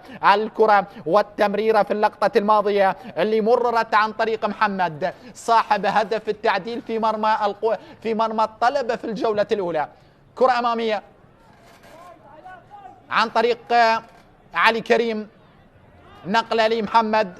ديالا بدأ يتفوق الآن بعد إجراء مجموعة من التغييرات. علي ركلة ركنية جديدة اصطدمت باللاعب أكرم رحيم في اللقطة الماضية، تحولت إلى ركلة ركنية. محمد عنز ينتظر إرسال الكرة الأمامية في هذه اللحظات، ترسل على مستوى القائم الأول. كرة تبعد من دفاعات فريق نادي الموصل، فيها محاولة وفيها متابعة. البحث موجود والرأسية، وبعد ذلك المدافع دائما ما يتصدى. كرة مرتدة سريعة الآن، المرتدة موجودة والانطلاق موجود، وعلاء الدين الآن أمام المدافع. على هنا التمريرة، الله، مرة أخرى تسديدة وفرصة، الله الله، مرت إلى خارج أرضية الملعب، وكاد أن يسجل يوسف إسامة، كاد أن يضيف هدف جديد. هنا بدأت قصة الهجمة، الانطلاقة السريعة والمحاولة كانت موجودة، والاندفاع الكبير في اللقطة الماضية عن طريق الدالي، ولكن بعد ذلك الكرة وصلت بل في الشباك الصغرى في اللقطة الماضية. تسديدة يوسف إسامة، هذا يوسف الواضح أمامك بالصورة. كرة تحولت الآن عن طريق علي كريم إلى ركلة ركنية، مطالبة بلمسة يد. الكرة إلى ركلة ركنية للاعبي فريق ديالا. أنشط ديالا في هذه اللحظات، تأكد قبل السماح بتنفيذ الركلة الركنية. أكيد التأكد من غرفة الفار. اللعب سيستأنف. لدينا محمد عنز، ارسال كرة على مستوى القائم البعيد، رأسية، هذا جول. الله الله الله الله، على ماذا يطالب لاعبي فريق نادي ديالا؟ نعم، قد يكون أو قد تكون هناك ركلة جزائية.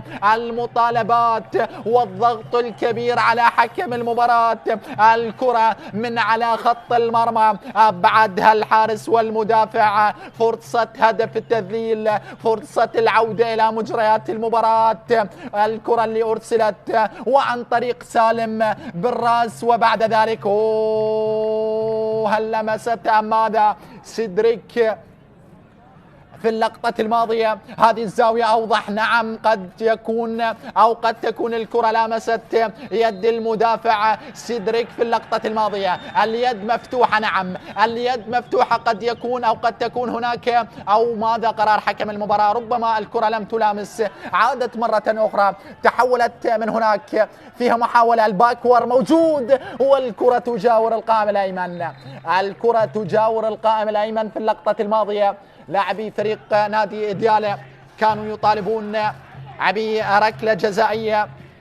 الكرة بعد ذلك تحولت، هنا اللقطة وهنا الكرة اللي تحولت، والباكور في اللقطة الماضية جاورت القائم الأيمن، تحولت وأصبحت إلى ركلة مرمى. كرة فيها محاولة موجودة عن طريق الجانب الأيسر. أيضا ديالا على مستوى المدربين كذلك بعض المدربين الكبار أشرفوا على نادي ديالا في بطولة الدوري الممتاز، أمثال كاظم الربيعي، ثامر أحمد، ثامر جولاز، وحميد سلمان، وكذلك صادق حنون ويامن الزلفاني، وصولا المدرب التونسي قيس اليعقوبي. الكرة لخارج أرضية الملعب في هذه اللحظات تحولت إلى ركلة ركنية. أفضل ديالى، انتفاضة البرتقالي، هل تأتي بالجديد؟ هل تأتي بالمنتظر؟ هل تغير الواقع؟ إرسال الكرة العرضية على مستوى القائم الثاني، يبحثون عن رأس سالم أحمد ولكن خطأ في اللقطة الماضية، والكرة تحولت إلى خطأ ومخالفة. خطأ ومخالفة. أيضا هناك أسماء بارزة مثلت نادي الموصل، تتحدث عن اللاعب الكبير حارس محمد وطارق الحجية، هوار ملا محمد، محمد فتحي، محمد عربو، سلامة، حنش، فائز حمودات، جميل محمود، ووليد زكي، وفارس إدريس. لدينا كرة فيها محاولة الآن عن طريق سامة، عملية المرور، عرضية موجودة ولكن مرت في اللقطة الماضية وأصبحت إلى التماس من هناك. نعم، الكرة العرضية وصلت بهذه الصورة وبعد ذلك تحولت وأصبحت إلى التماس. أيضا من الأسماء وليد زكي وفارس إدريس ومزاحم الخياط وصلال عبد الكريم وحبيب مبين وعطلة عبد الله وفواز يحيى حمودات. كرة من هناك، محاولة موجودة، عادت مرة أخرى للاعبي فريق نادي الموصل، النقلة والتمريرة والمحاولة والمتابعة، وبعد ذلك لا زالت موجودة لخارج أرضية الملعب. كرة فيها محاولة، فيها متابعة، انطلاقة عن طريق علي كريم، يحاول علي يرسل الكرة، وصلت عن طريق علي شاخوان، عن طريق كريستيان مرة أخرى، يبحث فيها كريستيان، طلب الكرة من هناك عن طريق علي شاخوان. المساندة والمؤازرة تأتي عن طريق الظهير الأيمن سيدريك في عملية الزيادة العددية. كريستيان مرة أخرى، علاء الدين الدالي، عودة مرة أخرى عن طريق أكرم رحيم، نقلات موجودة لأكرم، كرة موجودة، أسامة يوسف يطلب الكرة، أكرم يغير الاتجاه لحسام كاظم، مرة أخرى لأكرم، نقلة يا ولد، الخذوهات 3 4 5 6 تمريرات تعود مرة أخرى، هنا النقلة، هنا التمريرة، هنا المحاولة، فيها متابعة. النقلة 11 وصلت الآن فريق نادي الموصل في هذه اللحظات، يتناقل الكرة بنغم كبير وبتفاهم عالي جدا. الكرة فيها محاولة الآن، وصلت يا الله على النقلة 16، 17 لدى علي شاخوان، 18 عند كريستيان اليمان، 19 لدى شاخوان. مرة أخرى نقلات موجودة، محاولة سحب لاعبي فريق نادي ديالى. الأحمر يتناقل الكرة، يبحث عن زاوية، عن رؤية، عن مساحة، عن فراغ من أجل الضربة الثالثة، من أجل المقتل، ومن أجل رصاصة ربما قد تكون الرحمة. هكذا يبحث لاعبي فريق نادي الموصل من أجل تأمين النتيجة بصورة كبيرة. وصلنا وإياكم إلى الدقيقة 86 يا من تشاهد وتتابع مباراة الموصل وإديالى والمقام مجرياتها هنا على أديم ملعب نادي أربيل فرانسو حريري، الأرض المفترضة لنادي الموصل. كرة فيها محاولة، متابعة موجودة، وصلت الآن وقد تجاوزت في اللقطة الماضية. أيضا هناك بعض المدربين أشرفوا على تدريب نادي الموصل، أمثال حارس محمد، زهير قاسم حمودي، محمد فتحي، طارق الحجية، جاسب سلطان، وصولا إلى هيثم الشبول. كرة من هناك لا زالت موجودة، فيها محاولة، نقلة بهذه الصورة، تحولت إلى خارج أرضية الملعب علي لاعبي فريق نادي ديالى. ديالى لديه 3 ألقاب على مستوى الدور الممتاز، ونادي الموصل أيضا لديه 3 ألقاب، يعني أرقام متقاربة. الفريقين كلاهما تأسس في عام 1957، لكن بعض المصادر تقول أنه نادي الموصل تأسس عام 1947 باسم نادي الأهلي، قبل أن يغير الاسم في عام 57 بمسمى نادي الموصل. ولذلك الموصل يلعب الموسم 20 بينما ديالى يلعب الموسم 17 في بطولة مسابقة دوري نجوم العراق. لذلك الأرقام متقاربة بين الفريقين. لدينا كرة لخارج أرضية الملعب، لكن الميزة التي يملكها ديالى أنه شارك في أول نسخة لبطولة دوري نجوم العراق موسم 74-75. كرة واصلة عن طريق كريستيان اليامان، ارسال الكرة في الجانب الايسر عن طريق يوسف اسامه علي خارج ارضيه الملعب. نلعب في الامتار الاخيره من عمر احداث هذه المواجهه، والموصل يكسب المعركه، يتحصل حتى الان على نقاط هذه المباراه الكامله، والارض تلعب مع اصحابها. جماهير تلوح في هذه اللحظات في حالة من الفرح والسعادة ومحاولة دعم الفريق من أجل مواصلة المضي قدما إلى الأمام. كرة فيها محاولة، 3 ثواني هي الفرصة لرمية التماس قبل أن تتغير وجهة التماس في حال تأخر اللاعب في تنفيذها للفريق المنافس أو الآخر. بعض القوانين طبقت في دورينا، التأخر ل5 ثواني لحارس المرمى عندما يحتفظ بالكرة. حقيقة عندما يتجاوز الثواني ال5 تتحول إلى ركلة ركنية أو تتحول إلى ركلة ركنية. لدينا عرضية موجودة، وبعد ذلك الكرة فيها ابعاد وتصدي، عادت مرة أخرى فيها متابعة من هناك لخارج أرضية الملعب. نادي ديالى تشعر وكأنه يبتعد عن أجواء المباراة، وسرعان ما يعود إلى فرصة، سرعان ما حقيقة يحاول أن يرفع من نسق المباراة. الكرة فيها محاولة لخارج أرضية الملعب، وصلت الآن إلى ركلة مرمى. هذا الواضح أمامك بالصورة، القائد والكابتن صديق جمال من الأسماء التي لعبت على نادي دهوك، قبلها كان في نادي ديالى، ذهب لدهوك وعاد مرة أخرى علي البرتقالي. كرة عن طريق علاء الدين الدالي، الكرة بهذه الصورة اللافة تحولت إلى خارج أرضية الملعب. نتيجة 2-0 تستمر حتى الآن.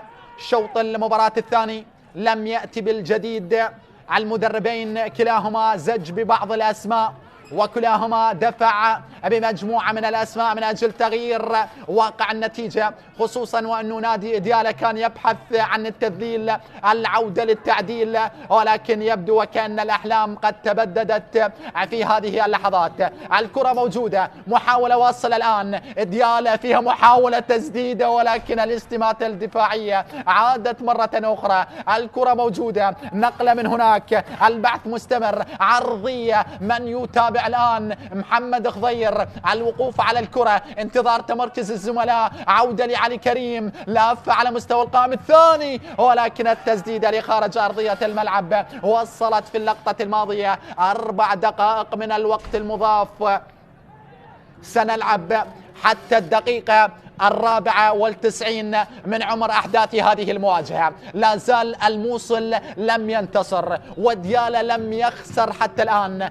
وقت كافي إن أراد ديالى العودة لمجريات المباراة، ولكن كرة القدم تبقى وتلعب حقيقة في جزء من الثانية. الكرة لا زالت حاضرة، فيها تمريرة، فيها محاولة، فيها تقدم عن طريق البديل علي قاسم. في اللقطة الماضية يحاول أن يبحث عن رضا محمد من هناك أمام سيدريك في اللقطة الماضية في التغطية والحفاظ على الكرة وكسب التماس.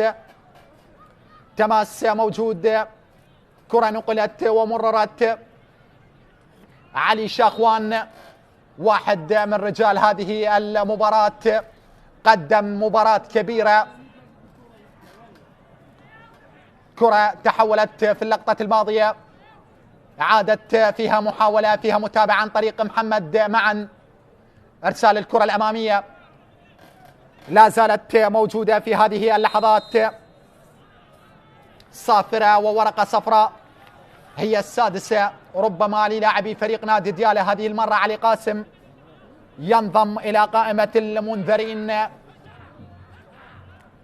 يوسف سعيد في اللقطة الماضية يطلب اللعب بأسرع وقت ممكن. ديالى سيذهب لمواجهة زاخو على أرضية ملعب نادي دهوك، بينما في إطار الجولة الثالثة بيوم الثلاثاء المصادف 25 أغسطس، وبعدها في الجولة الرابعة يستقبل نادي الجولان، بينما الموصل سيواجه فريق نادي كربلاء. الكرة تحولت في اللقطة الماضية، أصبحت في وسط أرضية الملعب، محاولة الانطلاق، عملية المضي قدما إلى الأمام عن طريق علي قاسم، عرضية على مستوى القائم البعيد، تسديدة ولكنها مرت، نعم مرت بهذه الصورة وتحولت إلى التماس، تحولت إلى الجانبية للاعبي فريق الموصل لحسام ورفاقه. الأحمر يكسب المعركة، يتحصل على نقاط المباراة الثلاث، يمضي في هذه اللحظات لصدارة ترتيب دوري نجوم العراق مؤقتا، متفوقا على فريق الميناء والنفط بفارق الأهداف. الكرة موجودة الآن، محاولة مستمرة لا زالت عن طريق علي كريم، الاستلام والتحضير. سالم أحمد يهيئ الكرة لمحمد خضير، محمد الآن تمريرة، الله الله الله الله، أن تأتي متأخرا خير من أن لا تأتي. البديل الناجح محمد خضير وضعها في مقتل لحارس المرمى، يذلل الفارق في الوقت المباح وفي الدقيقة الأخيرة من الوقت المضاف بالقدم اليسرى المحببة. ديالى يقلص الفارق بكرة بدأت عن طريق سالم أحمد، الوقوف، هيئ الكرة، أرسلها سالم، ثاني اسيست لهذا اللاعب في بطولة مسابقة دورينا في الجولة الأولى، أيضا صنع لي محمد، وهذه المرة يعاود السيناريو، يضع الآن ويذلل الفارق. لو أتى الهدف مبكرا لكانت مباراة كبيرة معها مشاهدينا متابعينا، المباراة الجماهيرية الممتعة والرائعة بين الموصل أسود الحدباء وبين البرتقالي فريق ديالى تنتهي وتنقضي بانتصار أول لفريق نادي الموصل في بطولة مسابقة دورينا ضمن إطار الجولة الثانية في ثاني أيام هذه الجولة. أيها الأحبة، مباراة ماتعة بأتم ما تحمل الكلمة من معنى. أما الآن بالصورة والصوت للزميلة العزيزة فاطمة قاسم وضيفيها الكريمين الكابتن سعد عبد الحميد والكابتن علي أهيب. مشاهدينا متابعينا، أتمنى أن وفقت في الوصف والتعليق، وعلى أمل اللقاء في مواعيد أخرى. تقبلوا تحياتي من كنت معكم، فراس الذهبي.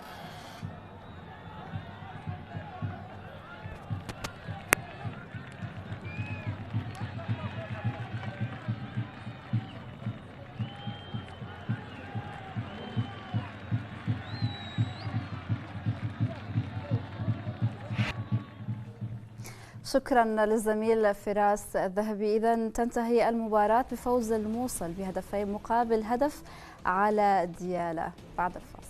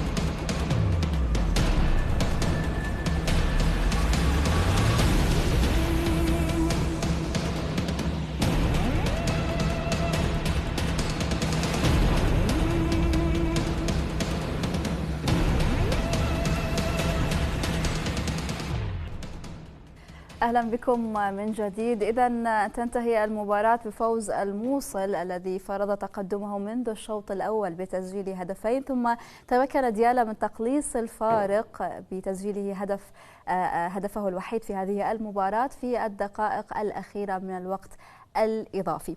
نعود بالتأكيد الحديث أكثر حول الشوط الأول وبشكل عام يعني ما حدث في المباراة مع محللي القنوات العراقية الرياضية. كابتن سعد، يعني احنا كنا نتمنى أن نشاهد هذا الهدف ديالا في بداية الشوط الثاني من أجل أن يطمح للتعادل أو لتسجيل المزيد من الأهداف، لكن هدف معنوي كان ربما تقليص الفارق من ديالا أفضل من لا شيء. يعني 3 نقاط مهمة، يعني مبروك للموصل، 3 نقاط مهمة، يعني أعطته إنه فرصة بالصدارة مع باقي الفرق.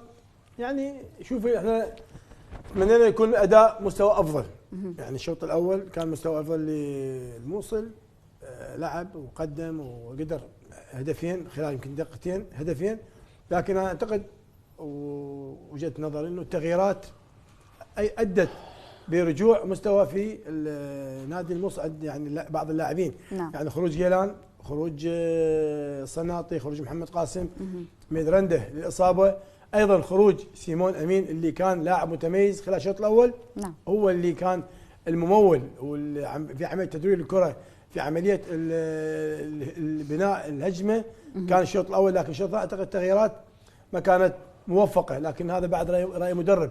شاهدنا يمكن ديالا قدر يمكن خلال الشوط الثاني بعض الطلعات الخجوله، رغم انه هدف بدقيقه 93، يعني هذا الهدف لو كان في الدقائق يعني 60 او الربع ساعه الاخيره كان شاهدنا يمكن ربع ساعه تكون جيده للفريقين، لكن مع ذلك نقول اجتهد بعض اللاعبين، تغييرات اللي اصلا سالم، دخول سالم احمد، محمد خضير يسجل هدف رائع. قابل في نفس الوقت دفاع يعني منضبط من الموصل، رغم اصابه ميدرندا ودخول محمد معا كانوا جيدين في عمليه المراقبه. نشاهد يمكن اللقطات العدد يعني الكثافه العدديه للموصل كان جيد، رغم الهدف بمجهود فردي فعلا. وحسام شوف هاي الكره، يعني حسام هاي المسافه تكون غلط، ما اخليه يجي علي يدخلني بال 18. انا لازم اطلع اقابله خارج بال 18 على مود اخليه يكون بعيد عن المرمى. هنا من دخل بالمنطقه ال 18 انت المدافع اصبحت في خطر.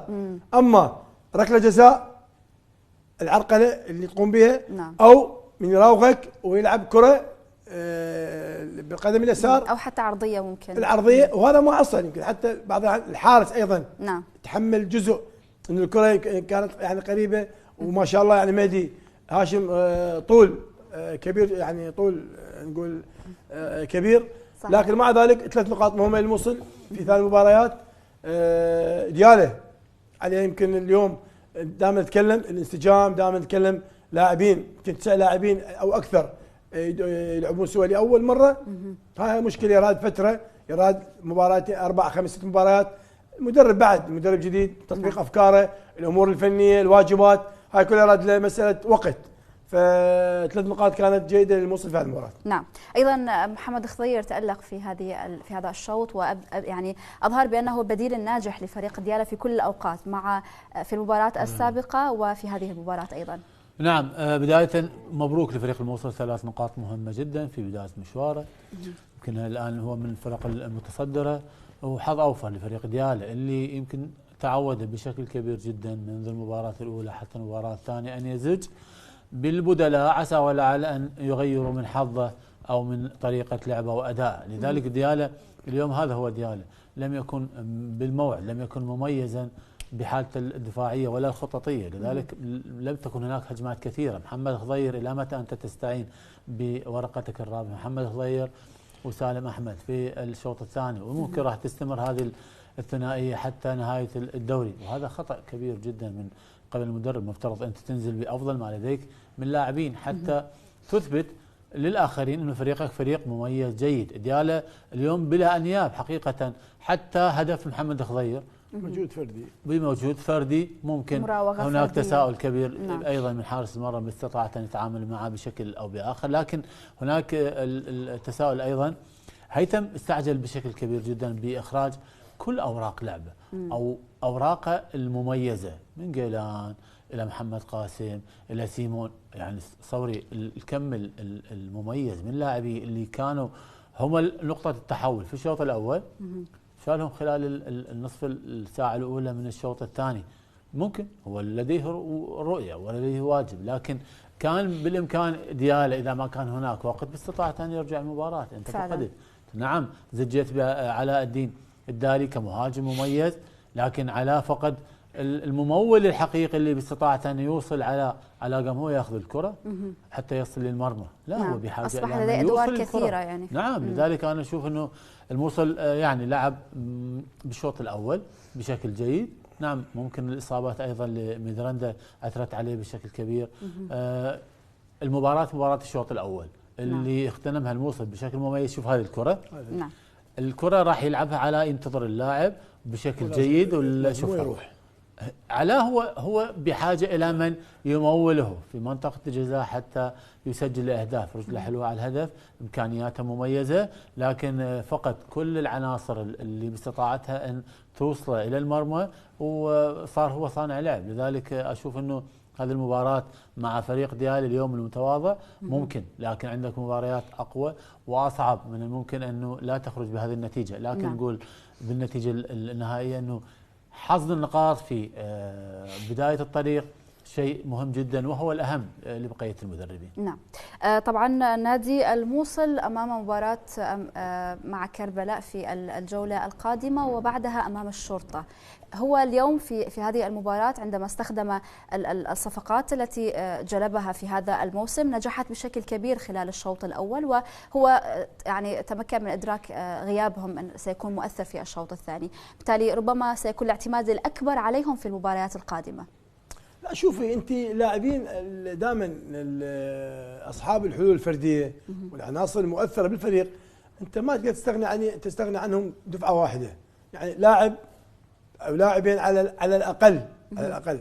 العم نتكلم كابتن علي علاء الدالي او مزيج مثلا بين لاعبين سابقين، يعني علاء الدالي هاي الكره الاخيره لو عدنا اياها، هاي الكره الاخيره علاء مو هو يروح ياخذ الكره، علاء هي يعني هو يعمل هاي الاوفرلاب نسميه ويستلمها، يعني اكو من يمول لعلاء، انت هاي الكره تنقطع من نص ملعب وتعمل السبرنت القوي مع الكره، هذا جهد اضافي على المهاجم.